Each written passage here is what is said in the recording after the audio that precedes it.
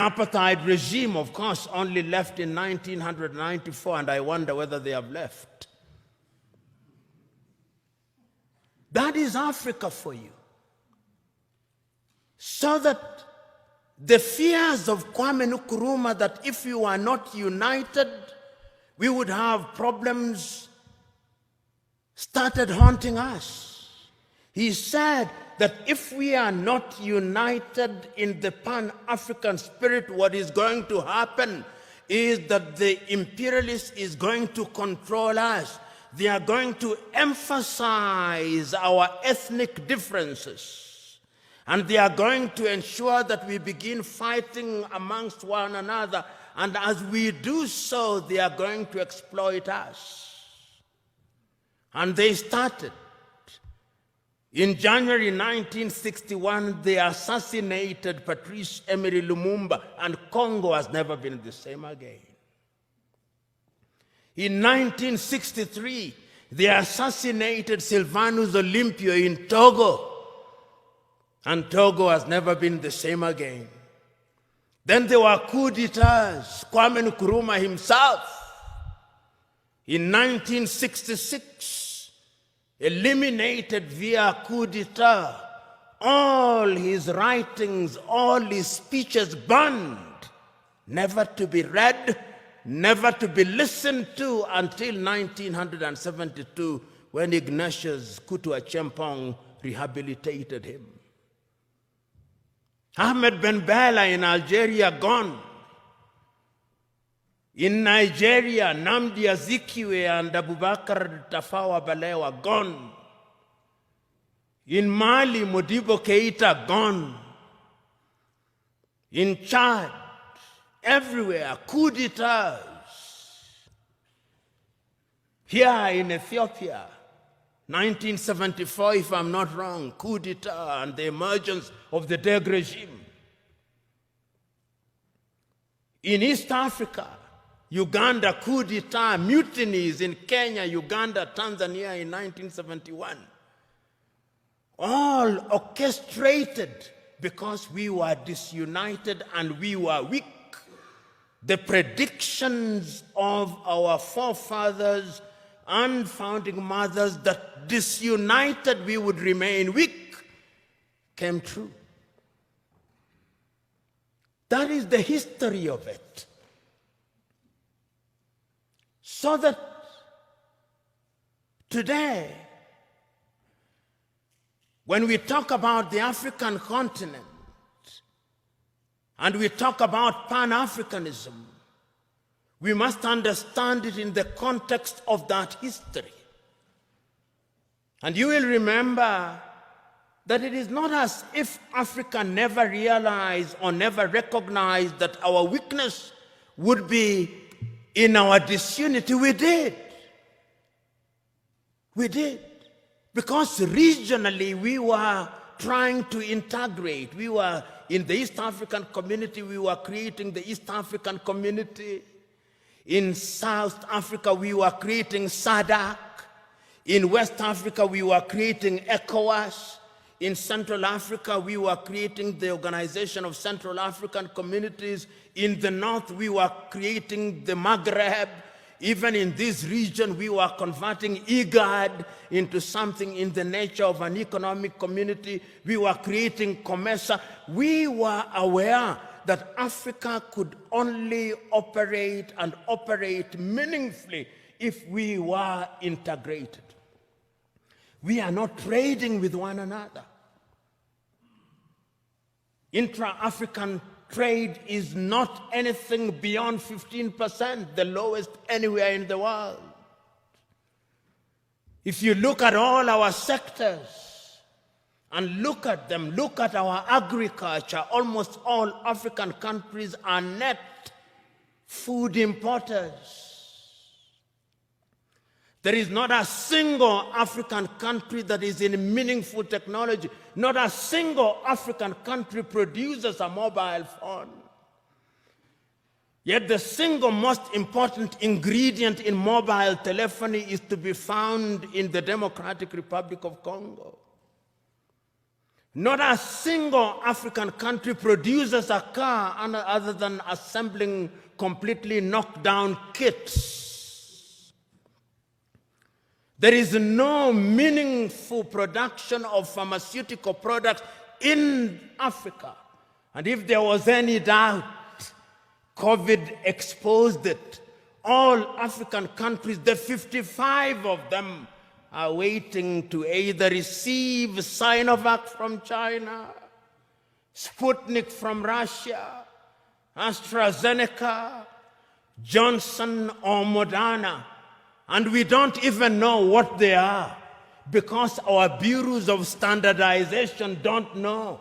If you ask the Ethiopian Bureau of Standards what they are asking us to be injected with, they do not know. They just believe it is a vaccine because the Americans have said so or because the Chinese have said so. Africa is weak, so that even this magnificent edifice, I suspect, has not been erected by Ethiopian engineers. When I see the signage in Chinese, I suspect it is the Chinese. That is how weak we are. That is the reality of our mother continent. It is because we are politically weak, we are economically weak, socially we are disorganized, culturally and spiritually we are confused. That is the continent in which we are today. And the question, therefore, what would we do continentally in terms of trade? In 1980, under the Lagos Plan of Action, and some of you have been ambassadors, some of you, you are now serving cabinet ministers, you will grapple with this on a daily basis. Under the Lagos Plan of Action, Africa sat down in Lagos and said, we are going to improve trade amongst ourselves. 1980, Lagos Plan of Action. Did we do it? No, we did not do it. We did not do it because the European Union was instead engaging us under the African Caribbean, the Lomé Convention of 1975, or the Cotonou Convention of 2000. Africa remains the only continent which is described as Anglophone. So in Kenya or Uganda, where possibly only 20% speak the English language, we are Anglophone. In French, former French colonies, they are Francophone. In former Portuguese colonies, they are Lusophone. In some Arab countries, they are Arabophone. That is who we are. So, when the OAU met in 2013, they asked the question, what happened to the Pan-African spirit?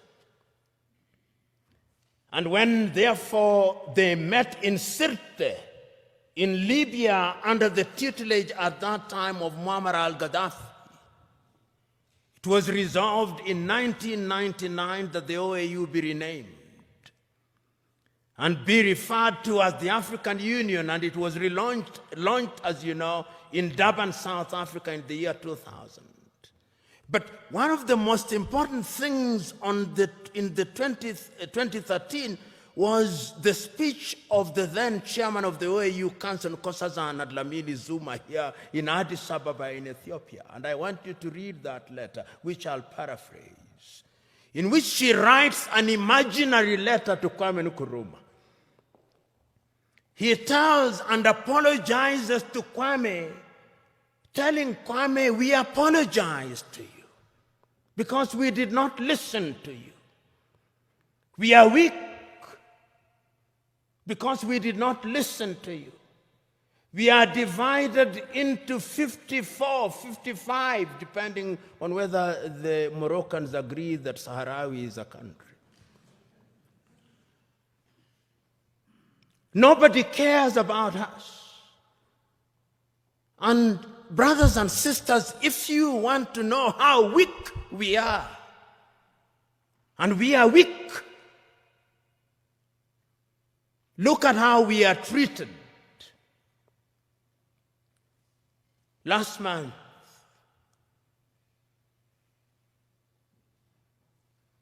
the world met in New York, the General Assembly. When African heads of states and government are speaking, the hall is empty. Nobody bothers because they are saying nothing. And even if they are saying something, it is something that can be ignored. Compare when an African head of state and government is speaking and when the Prime Minister of Little Israel is speaking. They will listen because we are weak and disunited.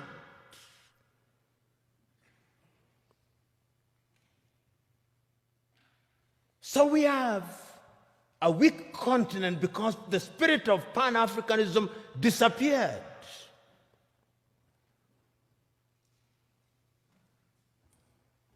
So the question that we can ask, what is the state of Pan-Africanism as we speak today? The African Union, which is weak, says the right things and does the wrong things 9 out of 10 times.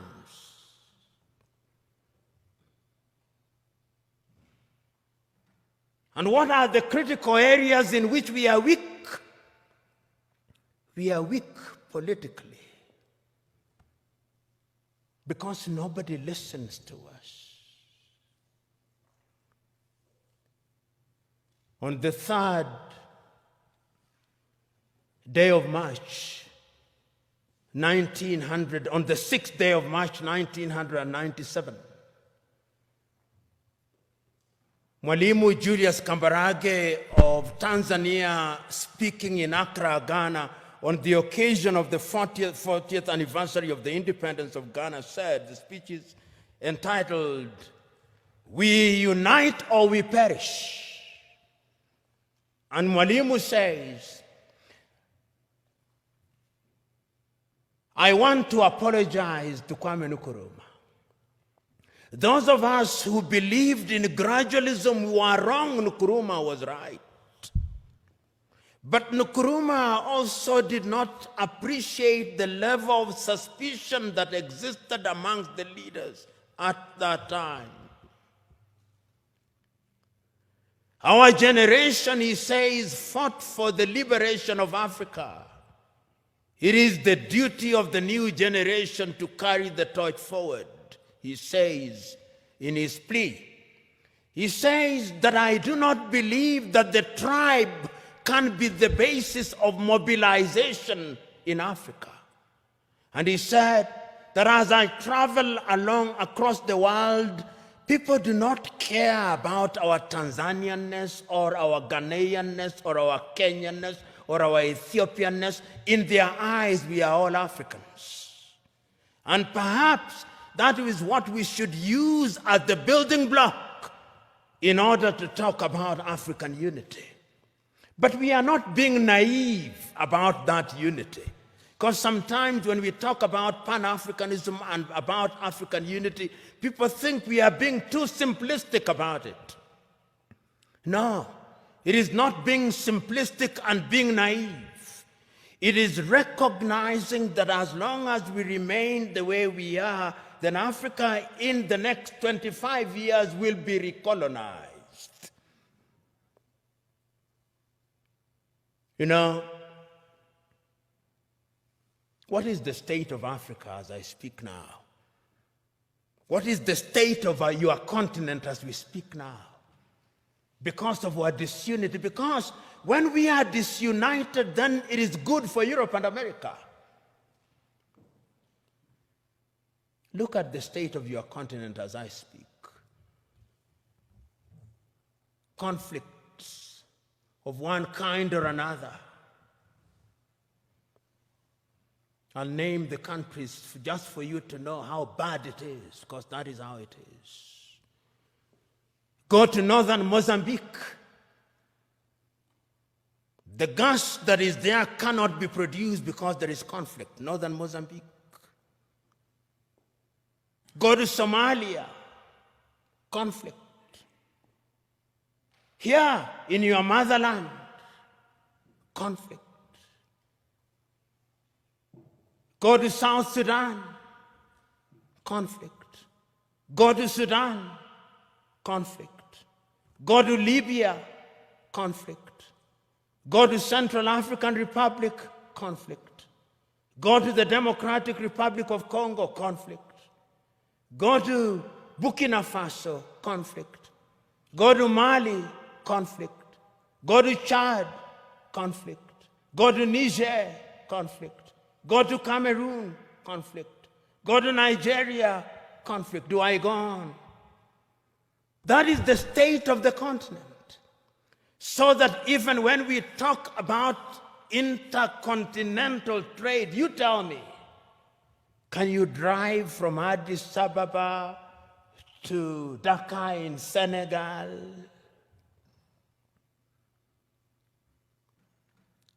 Unless you are Daredevil himself.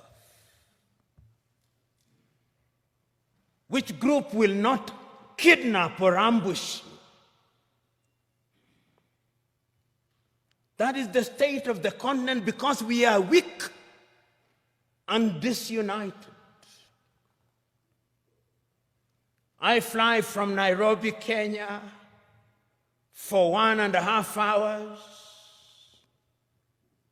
I come from the shilling zone. I go into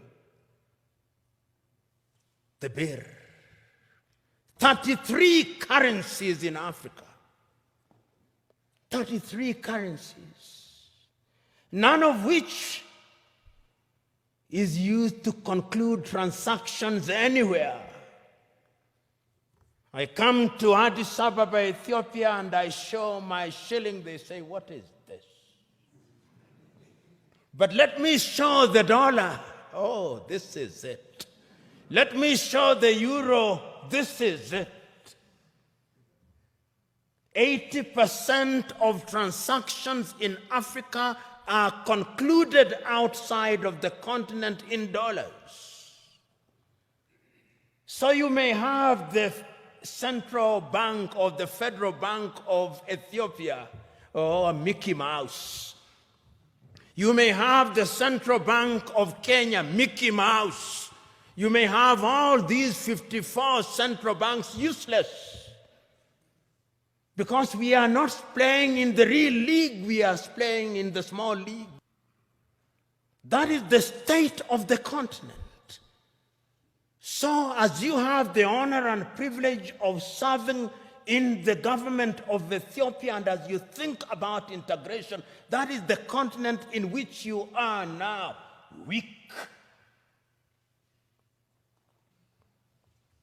That is the state in which we are. I watched a woman from Nigeria who had been rescued from the Mediterranean around Lampedusa saying, I will not go back to Africa. Even if I die in the Mediterranean, I'll try again and again. What is it that can make a human being say that I do not want to go back to my home? Because the natural instinct of a human being should be that you want to go home. It's because we are weak. Let me conclude by looking at Africa in the future. What is the state of Pan-Africanism?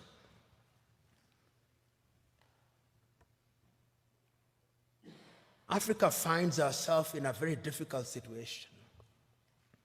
What Nkrumah feared. Today, many African leaders have gotten used to the trappings of power. And those who speak about power, right? Power corrupts, and absolute power corrupts absolutely. I remember in 1997,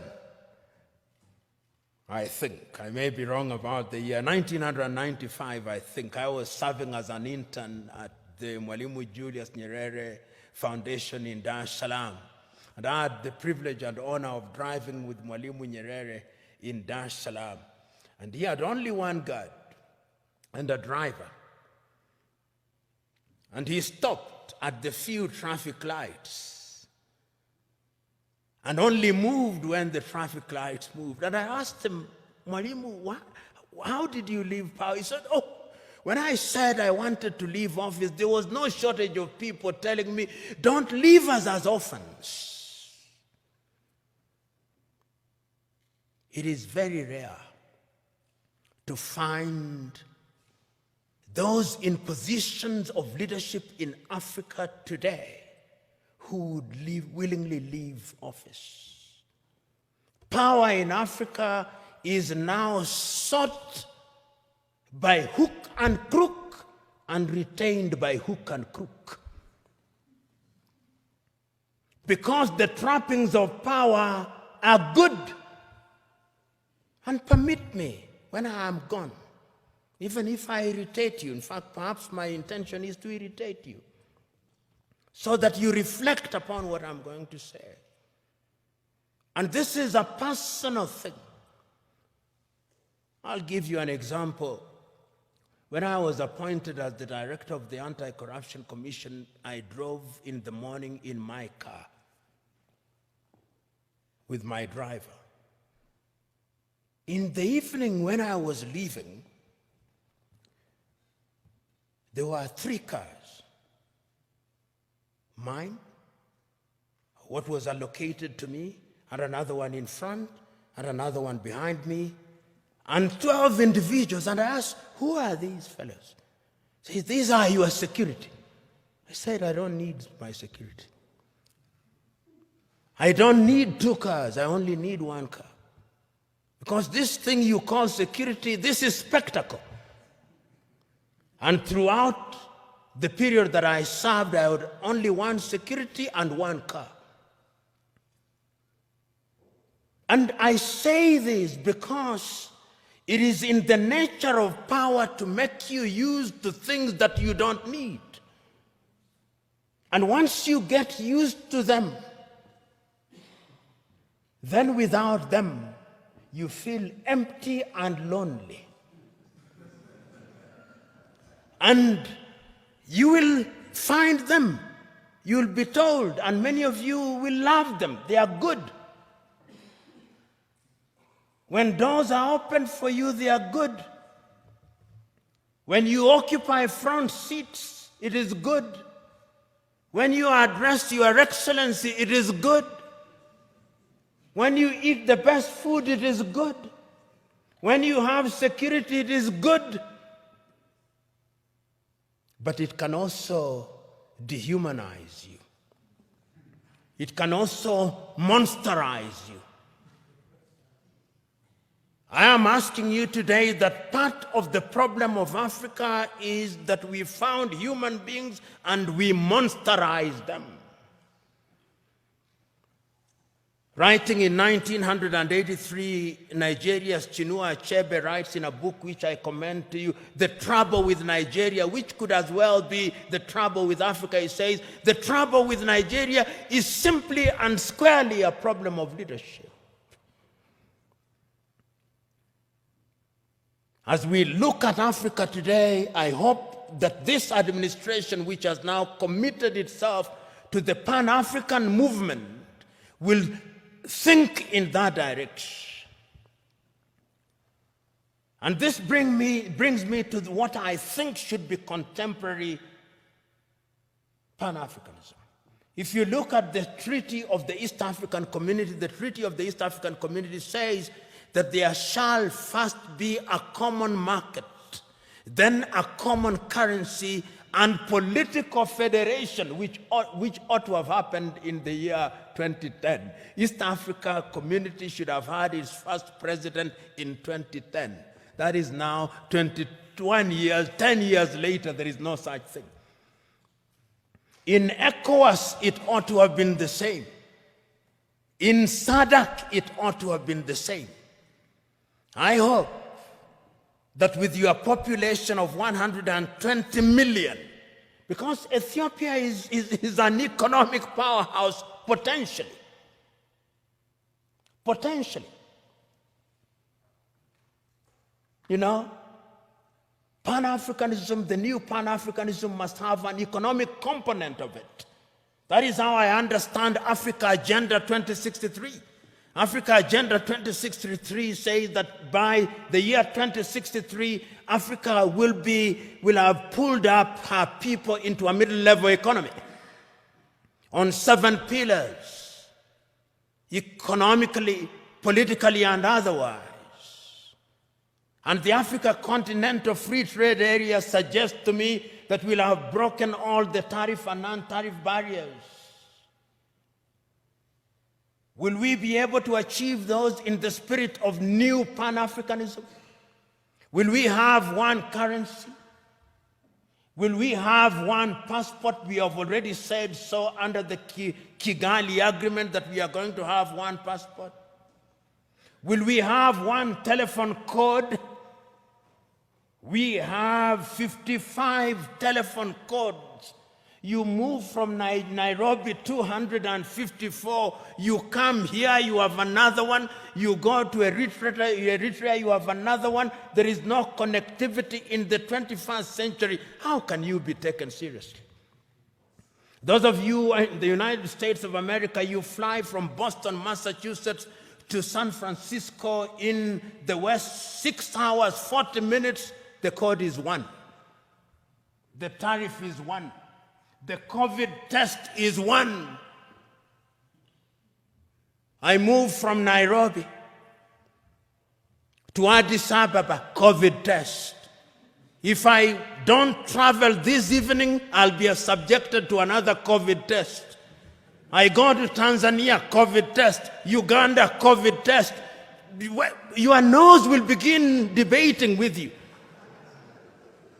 In the United States of America, you take one COVID test from Miami and you don't take it as you go to St. Louis in Missouri. I'm talking about very practical things. I come here and I have to go through an immigration. My passport has to be stamped. Somebody in the United States of America does not have to do that. Somebody in the European Union across 27 countries does not have to do that. In China, which is, of course, 1.4 billion, does not have to do that. Until we change all those things, we are going nowhere. So that we have only one telephone code, so that we have only one currency, so that we have only a single immigration, so that we eliminate all these armies. You know, you look at some African countries and they have an army, which complete with 5-star generals who have never even quelled a street riot, and they are generals. Your money goes into maintaining militaries, maintaining embassies that you don't need. You see why Africa is poor? All these 55 countries have embassies. If we were one, there would only be one ambassador for Africa in the United States of America. There would only be one army with regional policing. Am I being naive or simplistic? Yes, we can create a single Africa with a loose government, a confederal government, dealing only with foreign affairs and defense and monetary policy and general policy formulation, with different governance systems. That is the only way in which these narrow tribal instincts will be dampened. But as long as, and now I want to conclude, If we only see Pan-Africanism as sentimentalism, as a romantic idea about which we debate, and we remain as we are, then this is the Africa that I see. This is the Africa that I see in 25 years' time. Many Africans, either legally or otherwise, will break into different autonomous countries. Many of them. We'll have more than 100 countries in Africa, each claiming self-determination, and is already beginning to happen. Because we will be looking at narrow ethnic agenda as the only way of defining our affairs. Ethiopia will break down, Kenya will break down, Nigeria will break down, South Africa will break down. And look at South Africa. Only last week, the whites in Western Cape in South Africa have delivered a petition to the government in Pretoria saying they want to create their own country. The Democratic Republic of Congo will break down, Libya will break down. The only way in which we can immunize ourselves against all those things is to create a Pan-African nation which allows for self-determination within the nation. And we must redefine terms such as self-determination. Self-determination must mean the ability of a people within a bigger unit to enjoy their culture, to enjoy their tradition, to speak their language. They do it on a smaller scale in Switzerland, those of you who are familiar with Switzerland. And we de-emphasize the presidency, we de-emphasize the prime minister's office.